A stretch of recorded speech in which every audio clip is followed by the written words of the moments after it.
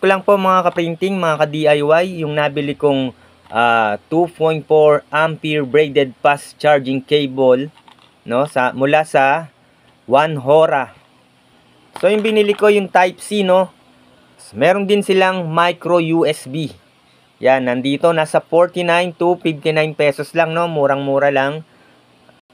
Maraming fast charger dito sa Shopee na mura pero ang tagal niyang makapag-charge. So ito, nasubukan ko rin na powered yung aking GoPro kahit walang baterya. So ito yung nabili ko sa fast charger daw siya, pero hindi siya ganun kabilis, no.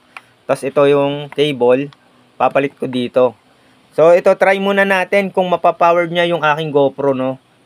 So ito yung basihan ko, no, para sa fast charging, no. Kasi pagka na-powered niya yung GoPro ko, ibig sabihin para sa akin fast charging yung yung cable o yung charger na nabili ko. So try natin to. Then i-power on ko. Tapos press ko yung ayan. Yan, nag-error na siya. Yan, nag-error na siya, not enough power, no. Hindi kaya.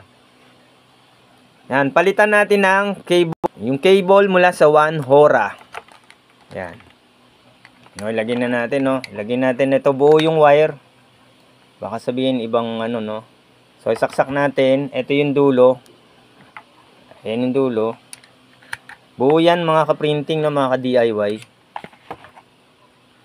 Tapos yan. Buo yan. I-power na natin yung ating GoPro. Then try natin ayan. So ayan mga ka-printing, gumagana, no, nakakapag-record kahit walang battery, no, sir. Mga ka-DIY walang battery. So ibig sabihin fast charger talaga tong cable ng Wanhora. So ilagay na lang po natin diyan sa orange basket kung saan nabibili. Ayan. Ito, Oppo to, no. Yan. 43%. Ayan lang po yung price niya, no.